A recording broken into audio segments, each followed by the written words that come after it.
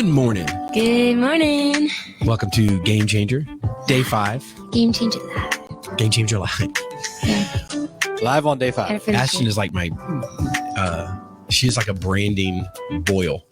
You know, like how you like a boil, Matthias, or something. You know, I don't have boil. I don't think I've ever had a boil. Did you just call me a boil?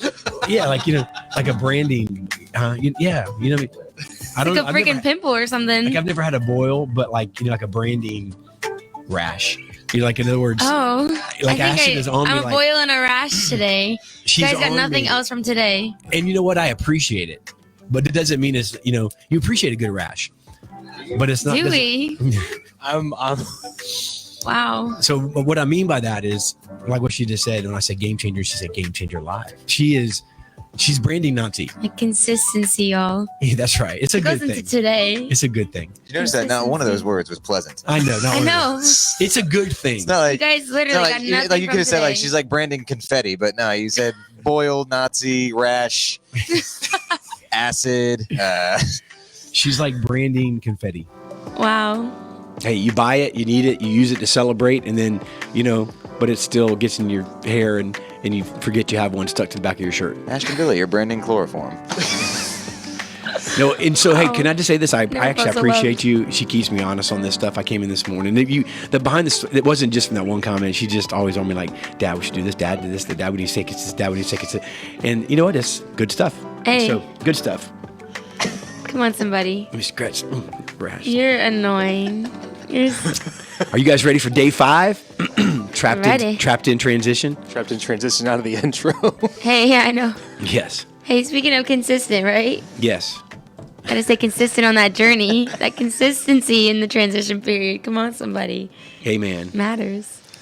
Well, hey, you know, I wanted to go a different direction or kind of explore a little more of the direction that Diana took us yesterday. And then, I don't know, I was thinking about flipping it even a little bit today and having a discussion from the other side of it. And she mentioned yesterday, I thought it was a really good quote and a good point that, you know, transition is not for your comfort, but it's for your connection. And, you know, we can look at that many ways. I mean, we can, you know, it can preach, that can preach because you know, you're looking at it and you're like, you're thinking divine connections. So, you know, somebody be like, oh, come on, you know, God's going to connect me to my destiny. And it is that, but it's really, it's connecting the track. You know, we bought our granddaughter, for some reason, our granddaughter, it was born now, and it seems like things are retro. Like, in other words, she was born like in the 1950s or something because she likes Mickey Mouse, which is like the oldest cartoon. He's so old that like I didn't like him because, you know, and my kids didn't like him necessarily because they were into like the newer cartoons. And so she's into Mickey Mouse. And then she's also into train sets. So we bought her like, I don't know, she has like 50 train sets of these different kinds, and we went overboard. And so thinking about this whole connection thing, I was thinking about the little tracks that I put together. And if something is disconnected or is not connected properly, you know, the train goes right off the track. And she was, you know, one of the little I mean, they're simple little tracks. You know, we had them on our coffee table, and she was just rolling it around the other day, and then the train automatically was moving, and all of a sudden it went boom and just dumped over, and it was like, oh, there must be a disconnect. And I was thinking about what we talked about yesterday, and Diana bringing up, it's not for your comfort, it's for your connection. And then I thought about the phrase this morning, disconnected. You know, I thought, you know, how the enemy wants us to remain disconnected. And a lot of us remain trapped in transition because we refuse to connect. We've refused to connect, or we don't see the connection while we're searching for comfort, or we don't realize that the transition is for connection, and it's to get you to the next place. And so I don't know. I'm going to talk about that a little bit, and you know, from the perspective of how many times have we purposely even, you know, disconnected ourselves. You know, you know, you maybe the load got heavy and you're carrying, you know, I'm thinking of like a train again. You know, I'm thinking of like all the carts, and like, you know, it's like this load's gotten heavy. So, you know, we really don't need all of this. I was watching, I don't know, that 1883. You guys, that prequel, I guess, to Yellowstone. It's like, it's hot right now or whatever. in certain circles. Never seen it. Yeah, Ashton Matisse. Like I'm not like one of those Western show type people. That's a Western, 1883. But anyway, so 1883 is hot right now because Yellowstone. It's like the prequel to Yellowstone, whatever. And Yellowstone's hot, And we were watching it, and they were moving these stagecoaches, and this was like literally like the 1800s. They were moving these stagecoaches, and they had to go across this river, and this river wasn't even that big. It was like you're looking at it, and you're going, "Wow, I could walk across that," and they could too.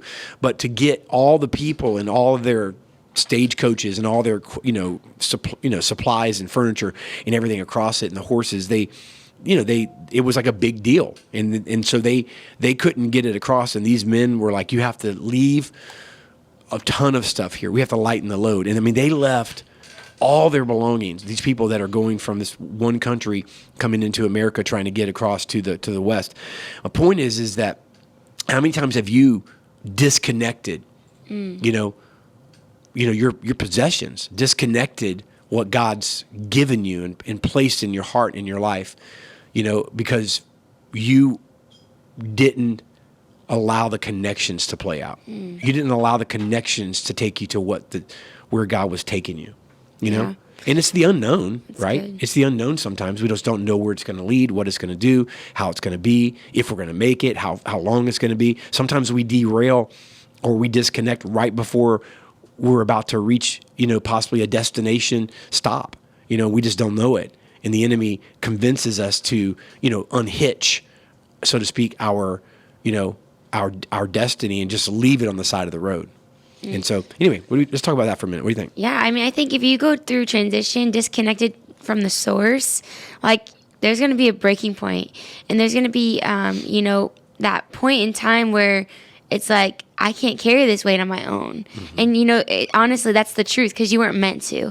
And so when you disconnect from that source, when you disconnect from the Lord in those transitions, or when you disconnect from maybe, just the good habits that you've put in place, when you disconnect from the good, the plan and like the things that were laid out in front of you, I think it can get discouraging sometimes to be in transition when we're disconnected from the source of everything and when we're disconnected from the Lord. And, it kind of reminds me of John 15, where it says, remain in me and I will remain in you. And it talks about like the whole picture there in that passage of scripture is, I am the vine, and the Lord's like, I'm the vine and you are the branches. You can't bear fruit without me. Like think of it, like if you're a branch and you're just a dead branch on the ground, you're disconnected from the source. How are you going to produce fruit? It's dead. And it's just, it can't, it's not rebuilding itself. It's not going to, just start from there and start producing fruit when it's a dead plant.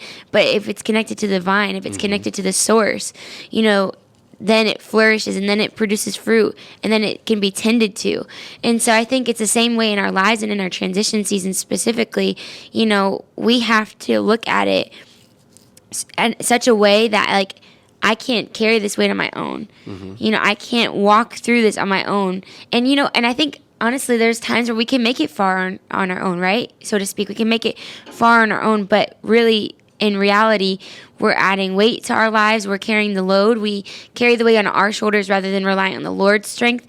And, He's given us natural gifts, and like so often we try to detach that gift and that calling and whatever the case may be, the things that you think from Him, and it seems like in the natural that we can make it super far, but what good is it to get that far and gain the world and lose your soul? What good is it to gain those things and to use those things if it's not for that higher purpose of seeing the lost saved, if it's not for the higher purpose of what He's called you to and the mission and all that stuff? Yeah, so I think it won't last. yeah, it doesn't last for long. And so during those transition periods, like we must stay connected to the source. Yeah, when I think of trapped, what do you do when you're trapped? You look for an escape hatch. When someone's trapped, they look for a way out. And so, the way this series is named, Trapped in Transition, you're not really trapped in transition. You feel trapped in transition. So when somebody is trapped, right? Someone is trapped, they look for a way out. When in reality, transition's designed to complete something in you. It's designed to connect something to you. It's designed to bring you into the next. And that's what transition is. So you're not trapped in transition. You need to go through transition. And a lot of times when we're in transition and we feel trapped, we look for a way out. So, for instance, we're headed into the transition. We look for a detour. We look for, possibly a shortcut. And God will take you often, sometimes in life, through detours, but that's often detours. When detours are God arranged, then they're destiny. They're not detours, they're destiny. But there's a difference in a detour and a shortcut. A detour is something that, hey, listen, I'm taking you this way for a specific purpose. When you're driving down the road and you see a detour sign, even though it could be, man, this is a little inconvenient. This is not my normal route. I'm not really sure maybe of the terrain or whatever. It's designed because, hey, the bridge is out, or, hey, the road is being constructed right now, or, hey, there's an accident ahead. And, there could be danger. There could be circumstances that are out of your control. And so detours are a good thing, right? They're a designed thing. So detours are something that's designed. When, by just sheer definition, detour is an alternative route. So somebody went ahead of you and determined that they can't go this route, but here is the alternative route, right? We've determined that this is a proper and acceptable detour, and detours are by design. And so, but shortcuts are not by design. How many have ever gone, how many have ever taken a shortcut and it ended up backfiring on you? Yeah, for sure. I've done that in life in many ways. I feel like, honestly, a lot of times, like when I get like stressed out or worried, my first reaction is to disconnect from everything and like numb myself almost, in a sense. I'm just like sitting there just like, let me just avoid everything that makes me feel stressed. Let me just, sit on the couch, watch Netflix, and just not think about anything, or go to sleep. Honestly, like go to sleep is like my go-to thing. And I think instead, and that's like part of that is because, I don't want to deal with it. And I think that goes back to like when you're disconnecting from where that source where it comes from, there's only so much that when I'm going on my own and when I'm doing things on my own time, my own way, not, getting that fresh vision from the Lord daily, there's only so far that my vision can see. There's only so far that can carry me. And when we get that, but there's a difference when we get that from the Lord, and when we get that vision and that fresh awakening from the Lord, and we're renewed in our minds, we're renewed in spirit, like daily and day in and day out. It's hard to walk through a transition and feel like this is on me and this is on my shoulders when you're walking with the one that carries it on his shoulders. And he's the one, like, I'm just thinking of this like journey of like hiking, right? And you're with the Lord, and he's the one carrying the backpack. Like he's the one, walking with you, leading your steps and saying, hey, you're tired. Let me take that from you. Like, hey, let me carry that for you. And I think we so often just walk through transitions and think that the weight of the world's on our shoulders, and then everything from it has to be carried by us. When in reality, we're walking with the Lord, and he's the one that renews our strength. He renews our mind. Like we're transformed. And I think even through transitions, it's a mindset sometimes. It's that uphill battle of like, I'm going to keep going. I'm going to keep pressing in even when I don't feel like it. And even when I don't, I can't see the dream ahead, I'm just going to keep walking in what I know the Lord has spoken, what I know the Lord is, when we talked about it earlier, even with the story of Sarah and Abraham, like where it didn't make sense that they could have kids. She 100% lost sight of the dream and the vision and the word, even from the Lord. And I think that's number one, why it's important to write it down. When the Lord gives you a dream, write it down. Just like Habakkuk says, write it out plain and simply. And number one, that's just a proof right there of like, I can't forget of this where he's taking me. I can't forget where he's leading me. I can't forget where he's guiding me. And I think when we begin to just view life with holding on to the word from the Lord, Sarah in the Bible and in that passage where her and Abraham were wanting a child, and the Lord said, you're going to have one. There was a moment in time where she compromised that by just trusting. And she said, okay, you go have Abraham. obviously the Lord's not going to give me a kid, even though he already spoke it, right? He's not going to give me a kid. So how about you just go ahead and have a baby with my servant? And that can be the way that I have a kid. And so often we try to forfeit where God's leading us and where God's guiding us. And we don't mean to, because we try to take matters in our own hands. We say, okay, this is where I need to go. Here's how I'm going to go here, rather than following the master plan of that the Lord's led us through, and the Lord is leading us. And we may not know each step, but he does. And so when we begin to just rely on that, and we begin to focus in on that, and holding on to that and walking in that, I think that sometimes it'll be hard to get discouraged in the transition. Or if we do, we have somewhere to go. And that's the most important part of the journey. It's not the steps you take, it's who you're taking the steps with, and who's leading those steps, and who's guiding those steps. Because once again, I can only see so far, but he is the master plan. Like, he is the road map, the map that's leading us through the wilderness. And it's important to rely and lean on that. Amen. I wanted to pull up something here in a second. I'm going to see if I emailed it to Mike. And are you able to pull something up I emailed you, Mike? Yeah, Mark on it. Okay. And but something I was reminded of, and I know it, but I just wanted to have it in front of me as well, just so I can make sure I get some of the terminologies wrong, wrong. We want to be incorrect on this podcast. Yeah, I want to be incorrect. The metamorphosis that a butterfly goes through, or that a caterpillar goes through, is a perfect example of transition. And again, we can relate to this, a lot of times in our processes, because none of this butterfly, even my granddaughter, looked at butterflies the other day, and she was like, "Oh, butterfly!" And she's chasing around. She's like, "Poppy, go get it!" And I'm like, I can't catch a butterfly. It's pretty hard. But it came with a net, I guess. But she was fascinated by it, and they're beautiful, right? And they're destined to be this beautiful creature. But they don't start that way. And and I know they don't necessarily. I guess they probably don't think this way as humans. But I think the reason they're there in one respect is to have us as people that God created in His image learn from, right, their story and learn from their process. And so you have this caterpillar that's you have this larva, you have this this egg, that is. You can find it, Mike, if you read down it. The one I emailed you, it actually says the word metamorphosis, and if you could start there, it talks about it, and somewhere in the middle of the notes. But there's an egg, and then in this egg, and there's something glamorous by the egg, and honestly, an egg is a lot of times, maybe as Christians, the birthing is when we're excited. I look at that as like, maybe you became a Christian, or maybe, you rededicate your life to the Lord.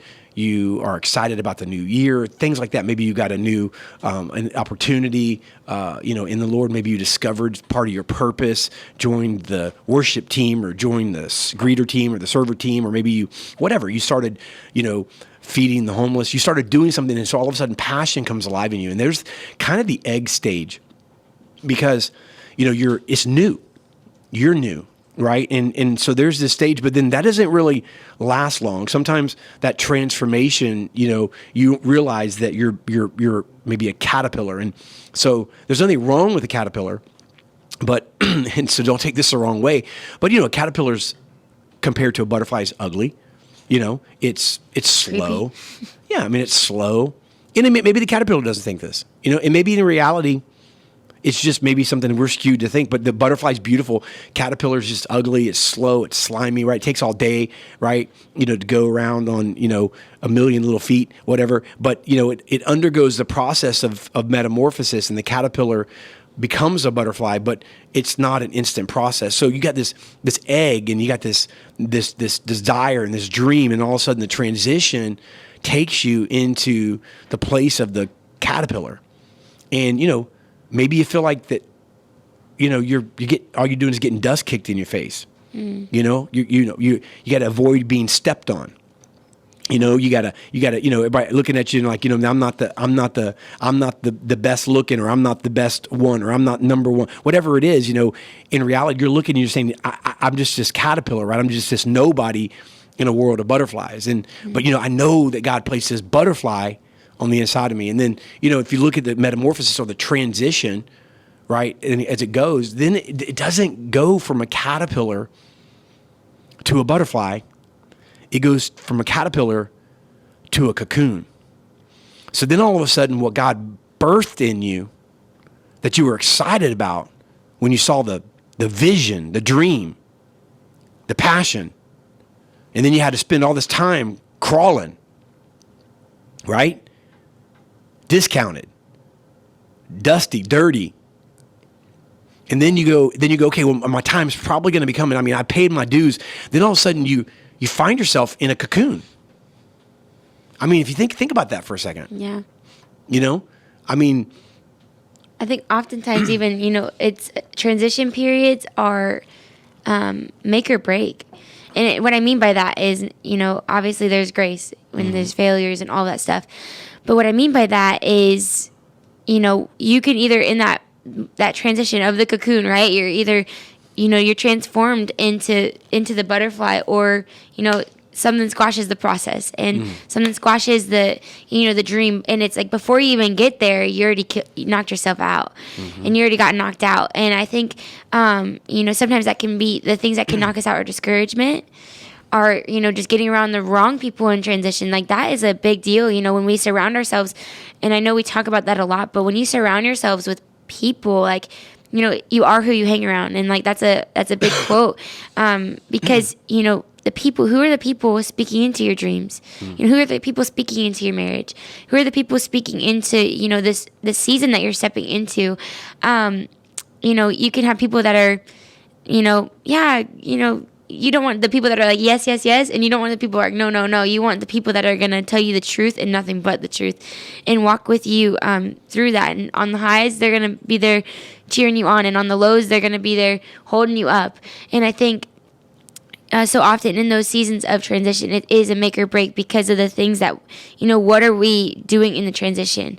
The transition is like a development process that we have the ability to, stay underdeveloped and, stay where we are and stay, sitting and doing nothing about it. Or we can have the opportunity to grow and to learn the things that the Lord's trying to teach us and to prepare, that He's using to prepare us. And, I think so often we go into it one way or another, and it's like we're either trudging along or we're just sitting on our butts and doing nothing. And I think, maybe for the single lady looking for her husband, like, what are you doing to prepare as a person, not even just to, I want to meet the right person and going on dates, but like, what are you doing to prepare to be we have checklists, right? Of like these people, like, I want this, this, and this. And Matthias, you met all of mine.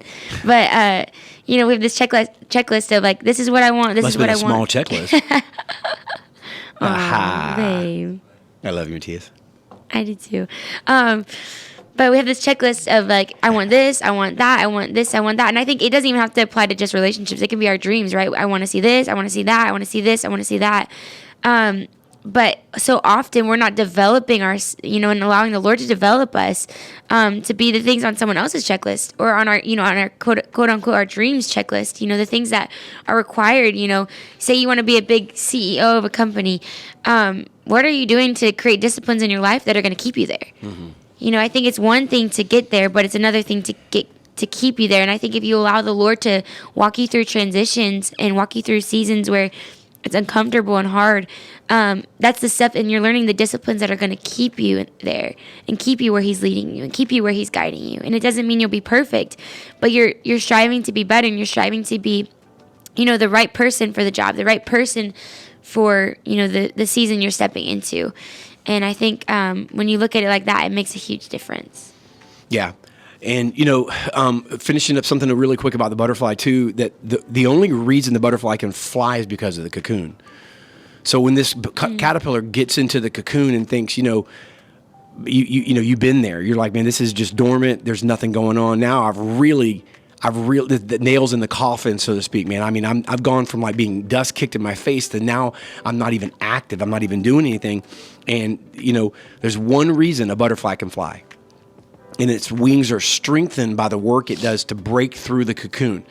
So if a bystander don't do this, but if a bystander were to, slit open a cocoon prior to the butterfly breaking itself loose, it wouldn't fly. Its wings are developed through the struggle. Amen. The struggle. Come on, somebody. Struggle. Coon. Sound like That's funny. like an 80s rap group. But I'm just like, I still have this non-sharpness going on in my mind, but just from this past week, so I'm ready for this weekend. Just in general, just like, I don't know how to explain it other than just like it just I get it. Yeesh. And be like that. Boom. But anyway, hey, how about them Bucks? They're going to be on Sunday. I'm going to that game, baby. We're going to win. But hey, don't cut open your cocoon. Don't do it. Don't cut yourself loose. Transition is not permanent. It's not designed for comfort. It's designed for your connection. Good. And God, and listen, the thing I've learned is that, and it still doesn't make it sometimes easier, to not struggle, to not wonder, to not worry, to not ask why. And God can handle all that, by the way. But the one thing I've learned, is that He's never not come through. Yeah. He's never disconnected. Mm-hmm. And He has always, His track record is perfect. He's undefeated. He's never failed. He's the only thing that's ever 100% reliable in my life. And it's just been that way. And I can go back, but yet the struggle is still there. And so I understand, and we understand what it's like to feel trapped in transition, but just understand it's there for your connection, not your comfort. And I think even, I know we're about to wrap up and everything, but, what you do in this transition season matters. Don't forsake the small beginnings. Don't forsake, the part where you're learning and the Lord's, I think of even just that passage again, like of John 15, where, you're staying connected to the vine, and that's the way you produce fruit. And, it talks about pruning. There's a gardener is going to prune, and it's going to take off the dead things. And I think in transition season, sometimes it's so uncomfortable because the Lord is just taking the things off of us that don't belong. He's shedding those things off of us that, we can't keep on us when we're going to over here. And so I think, don't forsake that. He's taking those things off of your life, and He's grooming you to grow and to flourish and to, take you to the dreams that He's placed in your heart. Because, we've talked about this before, but dreams stay dreams unless, there's steps to get there. Unless, the Lord can give you a dream all day long, but, what are you doing to walk with Him daily to get there and to, to be developed into that dream. So next week is Life, right? Yes. Next Life. week, don't miss it. Our series starts Monday, and we'll be 100%. We'll be back in, ready to roll. And the series is Life, and we're going to base it. The branding is centered around the board game. It's really cool, so you're gonna like it.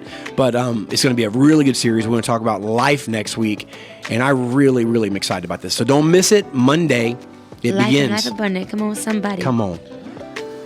Thank you all for tuning in today. We hope you guys enjoyed this series. If you guys would like, if you missed any episodes, make sure that you guys go check out the replays. And I'm going to cover a couple things before we head out for the day and for the weekend. If you guys would like, we have a daily encouragement text. Dave told me we're over like 150 people now that are subscribed into this. So if you guys want, or you want somebody that, or you know somebody that maybe needs some daily encouragement every single day, let them know that they can text the letters EZGC to 813-522-3356. It is completely free for them to opt into this.